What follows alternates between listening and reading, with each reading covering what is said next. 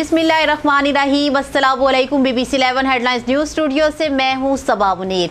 आपको बताएं कि दादू से हमारे नुमाइंदा खसूसी गुलाम रबानी बलोच के मुताबिक पैरा मेडिकल स्कूल सिविल अस्पताल दादू में डिस्पेंसर, OT टेक्नीशियन, लेबॉर्ट्री और एक्सरे टेक्नीशियन का कोर्स मुकम्मल करने वाली 80 तलबा और तालबात में सर्टिफिकेट तकसीम किए गए हैं। तकरीब में MN रफ़ीक अहमद जमाली और DHO दादू डॉक्टर जाहिद हुसैन डाउज और दिगर ने शिरकत की।